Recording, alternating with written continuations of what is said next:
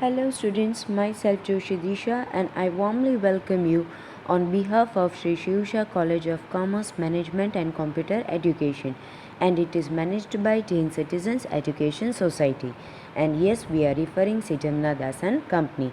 And please dear students, as we are studying the examples, so go through your textbooks. Today we are going to study example number 16, right? So please look into your textbooks.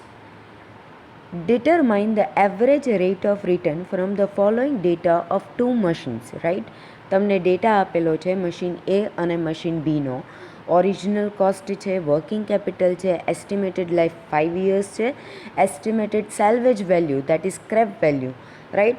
Then average tax income tax is given, right? And then annual estimated income and after depreciation and tax is given to you of 5 years, બરાબર?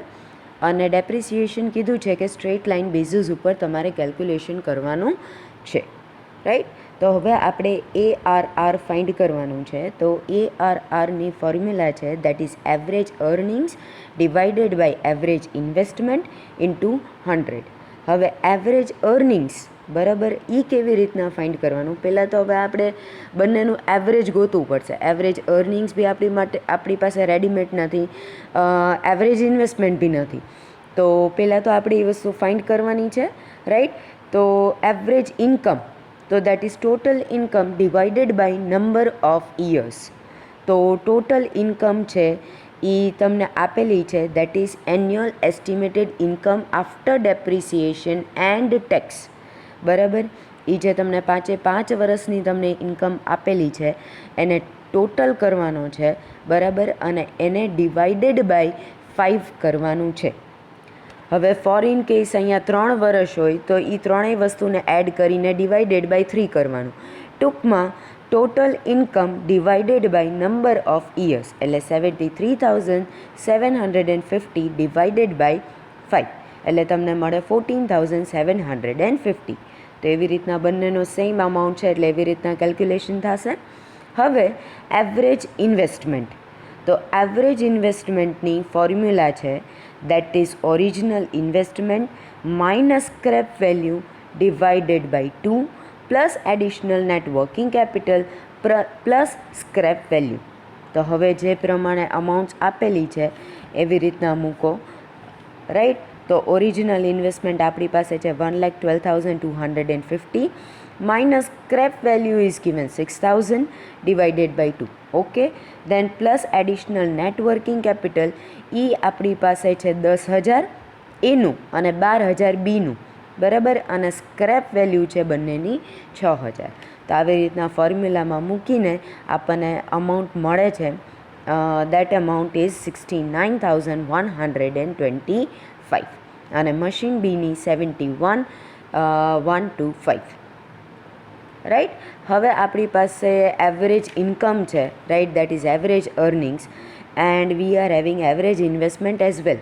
તો હવે આપણે આપણી ફોર્મ્યુલામાં એ figures મૂકીને find out કરી શકીએ and finally આપણને ARR મળી જાય છે, right?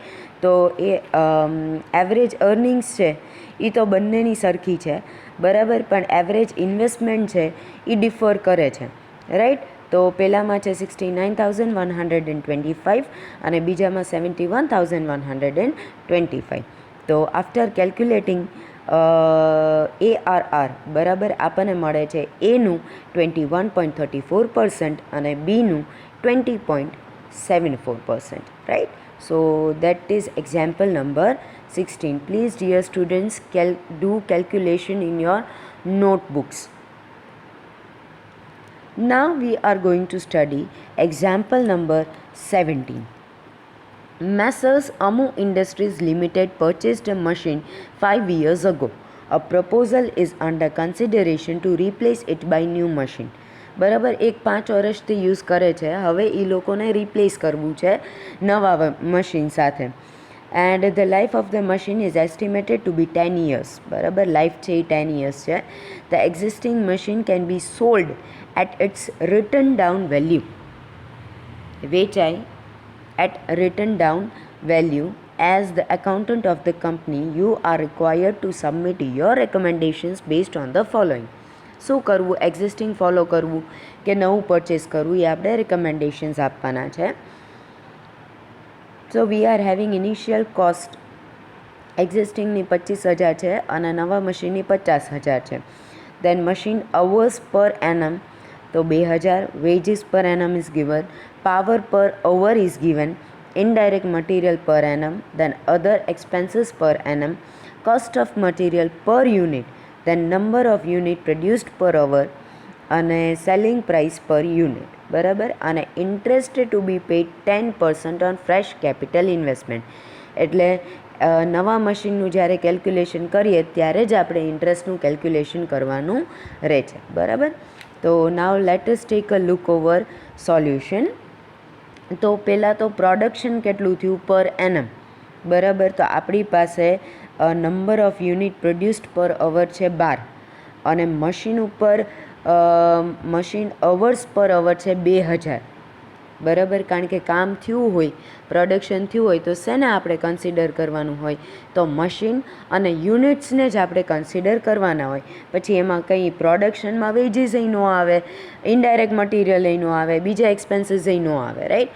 So number of units into બરાબર મશીન અવર્સ પર અવર એટલે આપણને કેટલું પ્રોડક્શન થયું એ આપણને આઈડિયા આવી જાય. તો 2,000 ઇન્ટુ 12 દેટ ઇઝ 24,000 અને 2,000 into 18 that will give you 36,000. હવે સેલિંગ પ્રાઇસ પર યુનિટ ઇઝ 2. બરાબર. એટલે સેલ્સ આપણને પ્રોડક્શન ઇન્ટુ સેલિંગ પ્રાઇસ કરો એટલે 48,000 અને 72,000. તો આપણને સેલ્સ મળ્યું.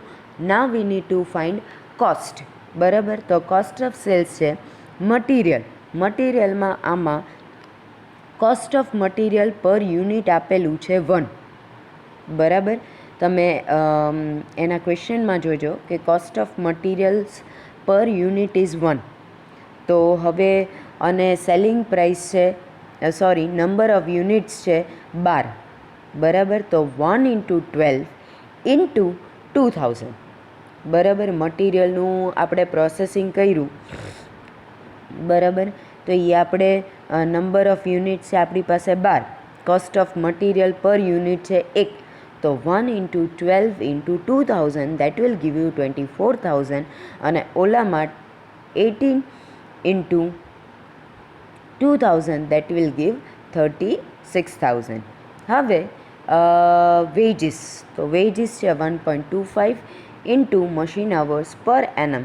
બરાબર. તો દેટ વિલ ગીવ યુ 2,500 અને પાવર છે એ 0.5 into 2,000 that will give you 1,000. બરાબર. મશીન અવર્સ પર એનમ આપણને મશીન અવર્સ પર એનમ ઉપર કેલ્ક્યુલેશન થશે કારણ કે એના ઉપરથી આપણને એકચ્યુઅલી આઈડિયા આવે કે કેટલું ઓર્ગેનાઇઝેશનમાં પ્રોડક્શન થયું છે, કેટલું એકચ્યુઅલી વર્કિંગ થયું છે. કારણ કે મશીન ઉપર જ્યારે યુનિટ્સનું પ્રોડક્શન થાય તો એ આપણે પાસે યુનિટ્સ બી છે અને મશીન કેટલા કલાક સુધી ચાલ્યું એ બી આપણી પાસે છે, મશીન અવર્સ એ આપણી પાસે છે, રાઈટ. તો એ એક આપણો મેઇન બેઝ છે. પછી ઇનડાયરેક્ટ મટીરિયલની અમાઉન્ટ જ મૂકી છે ડાયરેક્ટલી. પછી સેમ એઝ અધર એક્સપેન્સીસ. બરાબર. અને સેમ ઇઝ વિથ ડેપ્રિસિએશન. હવે ડેપ્રિસિએશનમાં તમને જનરલી આ લોકો આઈ ડોન્ટ નો વાય કે શું કામ એ લોકો સ્પેસિફિકલી મેન્શન નથી કરતા કે 10% કે 20% એન્ડ સો ઓન. પણ અત્યારે જોતાં જ્યારે તમને એવું કીધું હોય કે કેલ્ક્યુલેટ ડેપ્રિસિએશન તો જ્યાં સુધી તમને કોઈ પર્ટિક્યુલર અમાઉન્ટ ન કીધી હોય કે 20% કે 30% તો તમે લોકો 10% ડાયરેક્ટલી લઈ લેજો. કારણ કે આપણે આટલા ક્વેશ્ચન્સ જોયા ક્યાંય એ લોકોએ હા સ્ટ્રેટ લાઇન મેથડ યુઝ કરો ને એવું એ લોકો કહે છે ક્વેશ્ચનમાં, but they are not mentioning the percentage. તો પ્લીઝ જ્યારે પર્સન્ટેજ મેન્શન ન કર્યા હોય then take 10% as your percentage. તો અહીંયા કોસ્ટ આપણી પાસે છે 25,000 તો એના 10% એટલે 2,500 અને ન્યૂ મશીનની છે 50,000 તો એના 10% એટલે 5,000. હવે ઇન્ટરેસ્ટનું કેલ્ક્યુલેશન છે એક્ઝિસ્ટિંગ મશીનમાં નથી લીધું અને ન્યૂ મશીનમાં લીધું છે. શું કામ? કારણ કે ક્વેશ્ચનમાં તમે લાસ્ટ લાઇન વાંચો that interest is to be paid at 10% on fresh capital invested, એટલે નવા કેપિટલ ઉપર જ ઇન્ટરેસ્ટનું કેલ્ક્યુલેશન કરવાનું છે, રાઈટ. હવે ઇન્ટરેસ્ટના કેલ્ક્યુલેશન માટે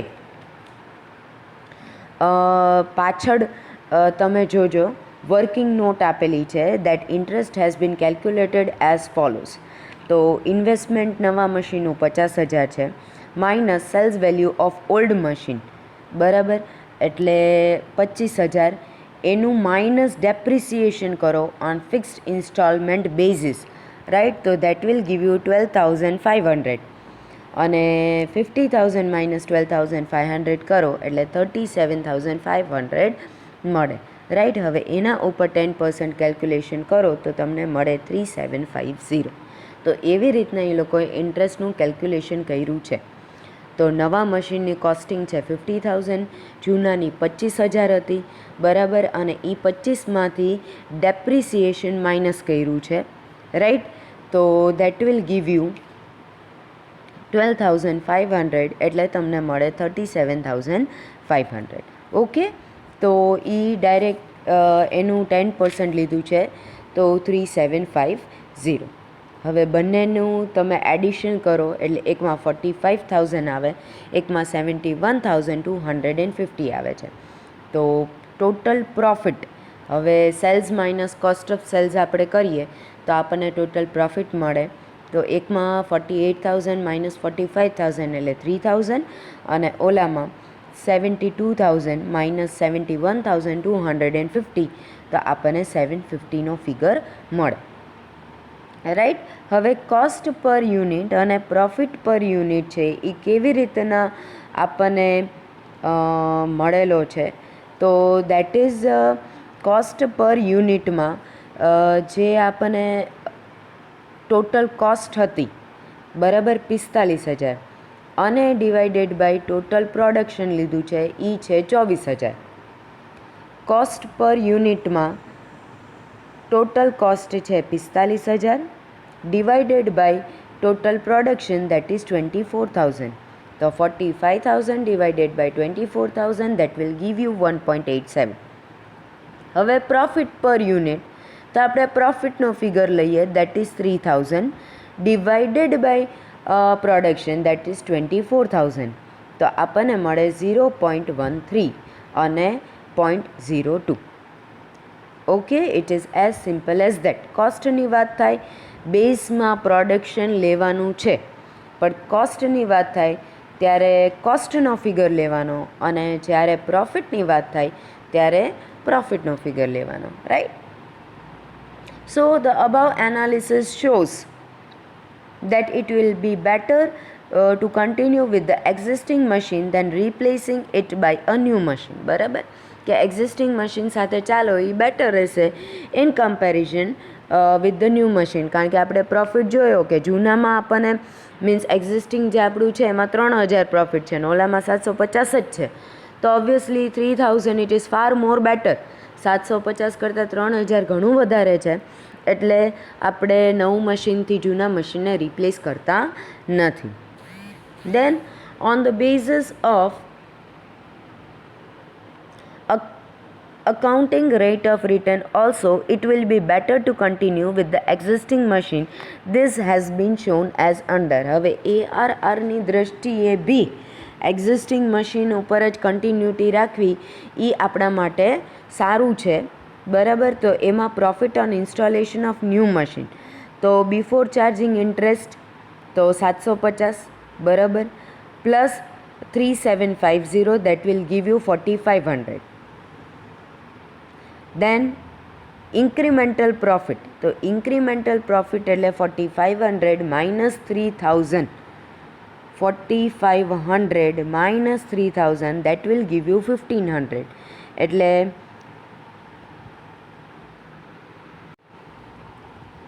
બરાબર, તો એ આપણને ઇન્ક્રીમેન્ટલ પ્રોફિટ મળે that is 4,500 minus 3,000 that will give you 1,500. હવે ઇન્ક્રીમેન્ટલ ઇન્વેસ્ટમેન્ટ તો આપણી પાસે છે જ, કારણ કે ઓલરેડી આપણે નવા મશીનમાંથી જૂનાનું આપણે ડિડક્ટ કરીને ફાઇન્ડ કર્યું હતું ને એના ઉપર ઇન્ટરેસ્ટ કેલ્ક્યુલેશન કર્યું હતું, તો દેટ ઇઝ 3,7,500 બરાબર. હવે રેટ ઓફ રિટર્ન આપણે જોવા જઈએ તો દેટ ઇઝ એની ફોર્મ્યુલા તમે મૂકો તો એના ફિગર્સ અકોર્ડિંગ આપણને અમાઉન્ટ મળી જાય. That is 1,500 divided by 3,7,500 into 100 that will give you 4%. હવે આ વસ્તુનું તમે એકચ્યુઅલી કેલ્ક્યુલેશન ન કરો તો બી ચાલે બરાબર, કારણ કે તમને ક્યાંય એવું મેન્શન નથી કર્યું કે please calculate average rate of return બરાબર, એવું તમને કીધું નથી. જસ્ટ તમને કીધું છે કે તમારે ભાઈ એક્ઝિસ્ટિંગ મશીન છે તો એ તમારે પ્રિફર કરવું છે કે you want to move on towards new machinery, તો એ ઓલરેડી આપણને આન્સર મળી ગયો છે. But if you want to calculate બરાબર, તો તમે further profit on installation of new machine કરીને કેલ્ક્યુલેટ કરી શકો. એમાં 750 પ્લસ 3,750 શું કામ કર્યું છે, કારણ કે આપણને ટોટલ પ્રોફિટ 750 મળ્યો હતો બરાબર. અને બિફોર ઇન્ટરેસ્ટ તમે જ્યારે કેલ્ક્યુલેશન કરો તો આમાં આપણે ઇન્ટરેસ્ટ ડિડક્ટ કર્યો હતો એટલે આપણને 750 મળ્યા હતા. અને હવે આપણે બિફોર ઇન્ટરેસ્ટ કરવું હોય તો ઓબ્વિયસલી આપણે 3,750 એડ કરવા પડે, એટલા માટે 750 પ્લસ 3,750 કરેલા છે, right. So that is it.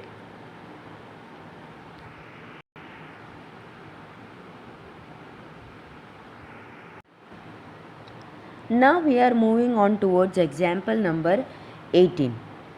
Bharat Engineering Works manufactures a part A which is used in the air coolers which it sells. The quantity required is 7,000 per units per year. The direct cost of manufacturing this part is 4 per unit. બરાબર, આ પાર્ટને બનાવવા માટે એમને 4 રૂપિયા થાય. Then it has received a proposal from Kotak firm offering meet the entire need at 5 per unit. બરાબર, અહીંયા 5 per unit છે. If it discontinues making this part, it can use its existing facilities for manufacturing a product for sale which would involve the following. જો આ વસ્તુ એ મૂકી દે બરાબર, તો existing એમની પાસે જે બી રિસોર્સિસ હોય એનાથી એ કંઈ સારી વસ્તુ બી મેન્યુફેક્ચર કરી શકે. તો that is investment of on new machine બરાબર ઇઝ 40,000. મટીરિયલ કોસ્ટ છે 3 રૂપિયા પર યુનિટ. ડાયરેક્ટ લેબર ઇઝ 2 પર યુનિટ.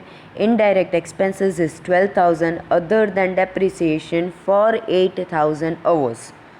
હવે estimated volume of sales 8,000 units at 9 per unit બરાબર, અને તો સેલ્સ છે 8,000 units at 9 per unit બરાબર. અને state whether the proposal of a Kotak firm should be accepted or not. Current cut off rate છે 25% અને બીમાં current cut off rate છે 30%, right. So profitability of new product બરાબર, તો in that cells તો આપણને clearly આપેલું છે કે 8,000 યુનિટ્સ એટ 9 પર યુનિટ, તો 8,000 ઇન્ટુ 9 એટલે 72,000. પછી કોસ્ટનું કેલ્ક્યુલેશન કરવાનું, કારણ કે સેલ્સ માઇનસ કોસ્ટ કરીએ એટલે આપણને પ્રોફિટ મળે. તો મટીરિયલ કોસ્ટ છે 3 રૂપિયા, તો 8,000 બરાબર into 3 that will give you 24,000. પછી ડાયરેક્ટ લેબર છે 8,000 into 2 that will give you 16,000. Indirect expenses આપણને આપેલા જ છે 12,000. અને ડેપ્રિસિએશન બરાબર, તો દેટ ઇઝ 8,000 અવર્સ ઇન્ટુ 1. શું કામ 1 લીધું છે, કારણ કે 5 અને 4નો ડિફરન્સ છે, રાઈટ. એટલા માટે થઈને એ લોકોએ 1 કન્સિડર કર્યું છે. તો દેટ ઇઝ 8,000. તો બધાનું તમે ટોટલ કરો એટલે આપણને મળે 60,000. હવે 72,000 minus 60,000 that will give you 12,000. હવે એક્સ્ટ્રા કોસ્ટ કેટલી થાય છે, કટેક ફર્મને આપણે 7,000 દેવાના થાય બરાબર, મેન્શન કરેલું છે ઓલરેડી તમારા ક્વેશ્ચનમાં, રાઈટ. તો quantity required is 7,000 units per year, તો that is 12,000 minus 7,000 it will give you 5,000. હવે એવરેજ ઇન્વેસ્ટમેન્ટ છે તમારી પાસે એ 20,000 છે. એવરેજ ઇન્વેસ્ટમેન્ટ હો, અહીંયા ઇન્વેસ્ટમેન્ટ ઓન ન્યૂ મશીન છે એ 40,000 છે, તો આપણે 40,000 શું કામ ન લીધા, તેનું રીઝન છે કારણ કે એવરેજ ઇન્વેસ્ટમેન્ટ આપેલું છે, એટલે આપણે 40,000 ડિવાઇડેડ બાય 2 કર્યું, દેટ વિલ ગીવ યુ 20,000. હવે 20,000ના 25% કરો એટલે 5,000 મળે, અને 20,000ના 30% કરો એટલે આપણને 6,000 મળે. બરાબર, એટલે cut off rate of return at cut off rate આપણને મળશે 5,000 ને 6,000. બરાબર, તો proposal may be accepted at cut off rate 25% અને not acceptable at cut off rate 30%. શું કામ? કારણ કે પ્રોફિટ ઓલરેડી આપણી પાસે 5,000 છે. બરાબર, તો 25%નું તો એ આપણને પોસાય, પણ 30% એ તો ઉલટાનું આપણને નુકસાન છે. તો cut off rate 25% is perfect. હવે તમને એડવાન્ટેજીસ આપેલા છે. તો એડવાન્ટેજીસ છે કે this method tax into account savings over the entire economic life of the asset, કે એન્ટાયર લાઈફનું સેવિંગ્સ કન્સિડર કરવામાં આવે છે, અને બેટર કમ્પેરિઝન તમે પ્રોજેક્ટ્સની કરી શકો in comparison to payback method. Then net અર્નિંગ્સનો કન્સેપ્ટ આમાં ઇન્ક્લુડ કરવામાં આવ્યો છે, રાઈટ. જ્યારે બી આપણે કેપિટલ ઇન્વેસ્ટમેન્ટ પ્રોજેક્ટ્સનું ઇવેલ્યુએશન કરીએ છીએ ત્યારે, બરાબર, અત્યાર સુધી એકેય મેથડમાં નેટ અર્નિંગ્સનું કન્સિડરેશન કરવામાં આવ્યું નથી, તો એના કારણે ARR ઇઝ મોર બેટર. હવે ડિસએડવાન્ટેજીસ, તો time value of money consider નથી કરતું, રાઈટ, કે જેમ આપણે પેબેક પીરિયડમાં ટાઈમ કન્સિડર કરતા હતા એ વસ્તુ અહીંયા મિસિંગ છે. અને બીજી વસ્તુ છે કે there are different methods for calculating ARR. એ આપણે જોયું હતું, રાઈટ, કે ઘણી બધી મેથડ્સ હતી ARR કેલ્ક્યુલેટ કરવાની. એમાં બી પ્રોબ્લેમ નથી, ભલે ઘણી બધી મેથડ હોય, પણ બધી મેથડના પાછા આન્સર અલગ અલગ આવે, તો દેટ ઇઝ નોટ રિલાયેબલ. એ વસ્તુ પરફેક્ટ કહેવાય નહીં. બરાબર, બધી મેથડ અલગ અલગ મેથડનો યુઝ કરીએ દેટ ઇઝ ગુડ, પણ જો આન્સર પરફેક્ટ આવતો હોત તો ઇટ વોઝ બેસ્ટ. પણ આન્સર પરફેક્ટ નથી એટલે આપણે ક્યારેય ARR ઉપર રિલાય કરી શકીએ નહીં. So this reduces the reliability of this method, right. So એના કારણે ARR હવે બહુ યુઝમાં છે નહીં. Then question number 19, right, example number 19, that is a limited company is considering investing in a project required a capital outlay of 2 lakh, forecast for annual income after depreciation but before tax is as follows. Annual income after depreciation છે but before tax છે, યાદ રાખજો, right. That is આ જે annual income આપી છે that is after depreciation but before tax. તમને યાદ હોય તો આપણે એક આખી વસ્તુ આપણે સ્ટડી કરી હતી, બરાબર. લેટ મી રિમાઇન્ડ યુ કે સેલ્સ માઇનસ ટોટલ કોસ્ટ આપણે કરતા હતા એટલે આપણને પ્રોફિટ મળતો હતો, એમાંથી માઇનસ ડેપ્રિસિએશન કરતા હતા, એમાં પાછું ઇન્ટરેસ્ટ એડ કરતા હતા એટલે આપણને પ્રોફિટ બિફોર ટેક્સ મળતું હતું. એમાંથી ટેક્સ માઇનસ કરતા હતા તો આપણને પ્રોફિટ આફ્ટર ટેક્સ મળતું હતું, દેટ ઇઝ પેટ. એમાં ડેપ્રિસિએશન એડ કરતા હતા આપણે તો આપણને નેટ કેશ ફ્લો મળતું હતું, બરાબર. હવે આ એવી સિચ્યુએશન છે કે જ્યાં હજી આપણે ટેક્સ માઇનસ કરવાનું છે અને ડેપ્રિસિએશન એડ કરવાનું છે, તો આ જે ફિગર્સ આપણને આપેલા છે that is profit before tax, બરાબર.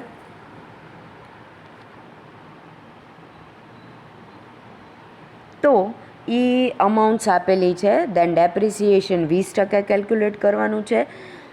On original cost and taxation છે એ 50% છે, બરાબર. તો ડેપ્રિસિએશન અહીંયા 20% આપ્યું છે એટલે આપણે પર્ટિક્યુલરલી 20% ઉપર કેલ્ક્યુલેશન કરશું. હવે તમારે ફાઇન્ડ કરવાનું છે PBP, ARR, બરાબર.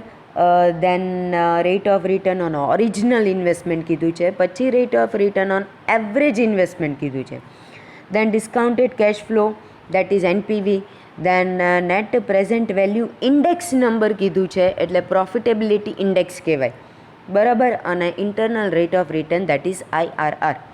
ટૂંકમાં તમને એક્ઝામમાં બી ગમે ત્યારે સમ પૂછાશે તો આ કાઇન્ડ ઓફ જ પૂછાશે કે તમારે જનરલી બધી મેટર્સનું ઇન્વોલ્વમેન્ટ થઈ જાય, બરાબર. કદાચ આમાંથી 1-2 મેથડ નો બી એ લોકો લે, એવું નથી કે અત્યારે આટલી વસ્તુ એ લોકોએ કીધી, 6 વસ્તુ આવે જ. કદાચ આમાંથી એક બે નો બી આવે, પણ જનરલી આ ટાઈપના ક્વેશ્ચન્સ પૂછાઈ શકે 14 માર્ક્સમાં. Now solution is statement of net cash flow.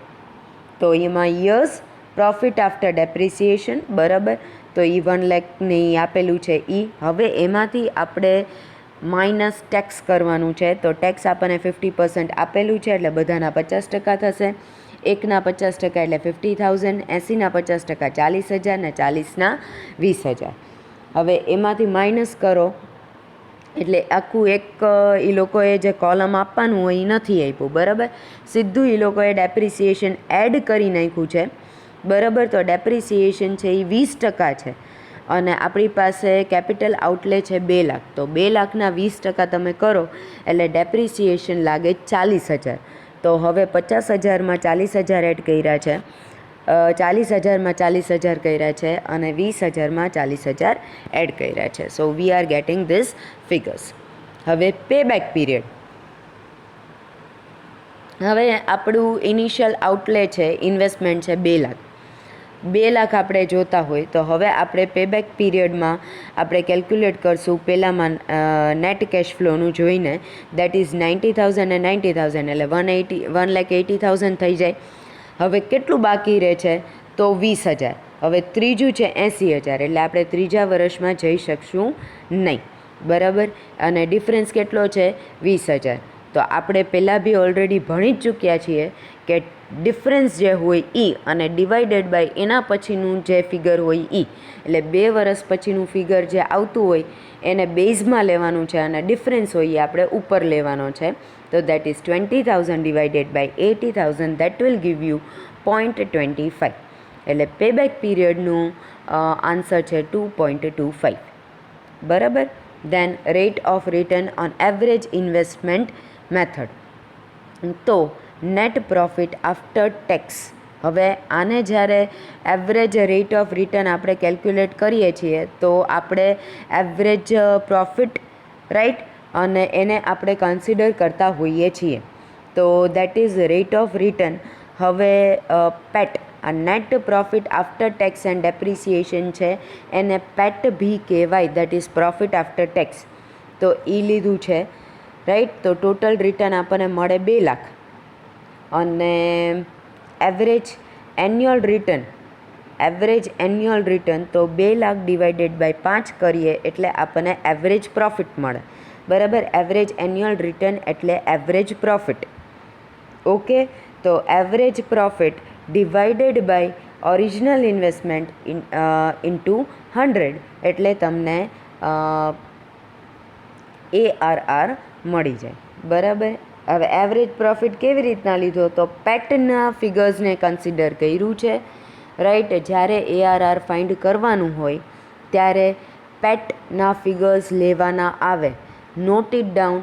જ્યારે ARRનું કેલ્ક્યુલેશન કરવાનું આવે તો નેટ કેશ ફ્લો એને કન્સિડર નહીં કરવાનું, પણ પ્રોફિટ આફ્ટર ટેક્સ હોય એટલે ડેપ્રિસિએશન એડ કર્યા પહેલાંના ફિગર્સને કન્સિડર કરવાનું છે અને એ જેટલા આવે divided by number of years, right. So that is અહીંયા 2 લાખ આવ્યું તો 2 lakh divided by 5, that will give you 40,000. હવે ARRની ફોર્મ્યુલામાં મૂકો, that is average profit divided by original investment into 100, તો આપણને ફિગર અમાઉન્ટ મળી જાય, રાઈટ. અને C, that is rate of return on average investment method. હવે ઓલામાં ઓરિજિનલ ઇન્વેસ્ટમેન્ટ 2 લાખ હતું અને એવરેજ તમે જોવા જાઓ તો એવરેજ કેટલું થાય? તો 2 lakh divided by 2, right. So that is 2 lakh divided by 2, that will give you 1 lakh. તો અહીંયા 40,000, બરાબર, કારણ કે average profit divided by average investment into 100. તો 40,000 divided by 1 lakh into 100, that will give you 40%. હવે C, that is a discounted cash flow, અને તમને આપી દીધું છે કે 10% તમારે કેલ્ક્યુલેટ કરવાનું છે, બરાબર. તો વી ઓલ નો કે જ્યારે ડિસ્કાઉન્ટેડ કેશ ફ્લોનું કેલ્ક્યુલેશન થાય તો આપણે નેટ કેશ ફ્લોને કન્સિડર કરીએ છીએ, ARRની મેથડમાં પેટ કન્સિડર થાય, બાકી NPVની મેથડમાં નેટ કેશ ફ્લો કન્સિડર કરવામાં આવે.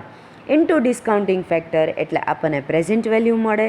એ બધી પ્રેઝન્ટ વેલ્યુનું ટોટલ કરો એટલે આપણને મળશે 3,08,130 માઇનસ ઇનિશિયલ ઇન્વેસ્ટમેન્ટ છે 2 લાખ, તો આપણને NPV મળ્યું 1,08,130. બરાબર. નાવ આપણે PI ફાઇન્ડ કરવાનું છે, that is net present value index. તો એની ફોર્મ્યુલા છે total present value of cash inflows divided by total present value of cash outflow. તો ઇનફ્લો કેટલું થયું, આપણે જે net cash flow into discounting factor કર્યું એટલે પ્રેઝન્ટ વેલ્યુનું ટોટલ આવ્યું આપણને, તો દેટ વોઝ અવર ઇન્કમ. તો એ હતું 3,08,130 અને divided by initial investment is એટલે કેશ આઉટફ્લો કેટલું આપણું થયું 2 લાખ, તો આપણને મળે 1.541. રાઈટ. Now IRR. તો IRRમાં વી ઓલ નો કે પહેલાં આપણે ફેક્ટરવાળી ફોર્મ્યુલા મૂકવાની થાય ઓલવેઝ, અને પછી આપણે ટ્રાયલ એન્ડ એરર મેથડ કરવાની રહે. તો since the annual cash inflows are not uniform, the factor will have to be located for determining approximate rate of return. તો F is equals to I divided by C. બરાબર. તો initial investment divided by બરાબર cache inflow, તો 2 lakh divided by 80,000. હવે 80,000 કેવી રીતના આવ્યા, તો તમારું જે કેલ્ક્યુલેશન તમે અહીંયા કરો કે ભાઈ 1 લાખ સૌથી પહેલાં એક્ઝામ્પલમાં, right, that is 1 lakh plus 1 lakh plus 80,000 plus 80,000 plus 40,000, that will give you 4 lakhs. બરાબર. જે આપણને આપણી પાસે PBT હતું ક્વેશ્ચનમાં, એ PBTને ડિવાઇડેડ બાય 5 કર્યું એટલે આપણને મળે 2.5. બરાબર. હવે જ્યારે આપણે ડિસ્કાઉન્ટિંગ ફેક્ટરમાં મૂકવાનું છે, બરાબર, તો હવે ઇનિશિયલ ઇન્વેસ્ટમેન્ટ છે એ બહુ વધારે છે. ઓલું 10-11,000 હતું ત્યારે આપણે 10, 12 ને 15% એવી રીતના લેતા હતા. હવે અહીંયા તો ઇનિશિયલ ઇન્વેસ્ટમેન્ટ છે 2 લાખ. બરાબર. તો જે આપણે ડિડક્શન કરવાનું થશે એ આપણે 2 લાખ ઉપર કરવાનું થશે. અને ટ્રાયલ અને એરર મેથડમાં ઓલવેઝ આપણને એક ફિગર પ્લસમાં મળવો જોઈએ અને એક ફિગર કમ્પલસરી માઇનસમાં મળવો જોઈએ.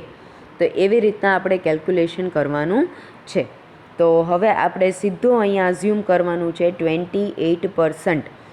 અહીંયા તમારા એઝમ્પશન ઉપર જ કામ ચાલે. કદાચ તમે 25% તમે કન્સિડર કરો, દેટ ડઝન્ટ મેટર, એમાં કોઈ ફેર નહીં પડે. બરાબર છે. So that doesn't make any difference. પણ તમારો ટાઈમ કન્ઝ્યુમ થાય કે પહેલાં તમારે 25% લેવા પડે, પછી તમે 28% લ્યો અને પછી પાછા તમે બીજા પર્સન્ટેજ લ્યો. તો એના કારણે જનરલી આવી રીતના પહેલાં માઇનસ ફિગર આવી જાય તો બી પ્રોબ્લેમેટિક તો નથી જ. રાઈટ. સો દેટ ઇઝ 28% લીધું છે. અને મેં કીધું હતું કે ડિસ્કાઉન્ટિંગ કેશ ફ્લોનું તમારે જોવું હોય તો એના માટે 1 ડિવાઇડેડ બાય 1 પ્લસ R કરો એટલે તમને એનું ઓલા મળી જાય, અને પછી ઇઝ ઇક્વલ ટુ તમે કરો એટલે તમને આખું ડિસ્કાઉન્ટિંગ ફેક્ટર મળી જાય. તો હવે cache inflow into discounting factor એટલે પ્રેઝન્ટ વેલ્યુ આપણને મળી 2,10,650 અને ઇનિશિયલ ઇન્વેસ્ટમેન્ટ છે આપણું 2 લાખ એટલે ફિગર પ્લસમાં આવ્યો 10,650. બરાબર. હવે આપણે લઈએ છીએ 30%. એક પોઝિટિવ આવી ગયો, હવે એક આપણે નેગેટિવ લેવાનો છે. તો કેશ ઇનફ્લો લીધું, ઇન્ટુ ડિસ્કાઉન્ટિંગ ફેક્ટર કર્યું એટલે પ્રેઝન્ટ વેલ્યુ આવી 2,03,830. હવે અગેઇન પ્લસમાં આવ્યો કે 3,830 એટલે હજી આપણે 32માં જવું પડે. રાઈટ. પણ અહીંયા એ લોકોએ કોઈ પણ ટાઈપનું કેલ્ક્યુલેશન કર્યું નથી અને ડાયરેક્ટલી એ લોકોએ કહી દીધું છે કે present value at 30% is higher by 3,830. The internal rate of return will therefore by slightly higher than 30%. જે કીધું છે કે સ્લાઇટલી હાયર હશે, કારણ કે હજી પ્લસમાં આન્સર આવ્યો તે એ વસ્તુ ચાલે નહીં, નેગેટિવ આન્સર તો આવવો જ જોઈએ. So it is going to be slightly higher than 30%. Though exact interpolation can be done, it would not affect much management decision, hence the rate may be taken as 30%. હજી એમણે એવું કીધું કે તમે એક્સ્ટ્રા કેલ્ક્યુલેશન ઇન્ટરપોલેશન તમે કરી શકો, પણ એ મેનેજમેન્ટના ડિસિઝનને બહુ ચેન્જ નહીં કરી શકે, રાઈટ. તો hence rate is taken as 30%. Judging from all angles, the investment in the new project seems to be fairly attractive. Okay, thank you dear students.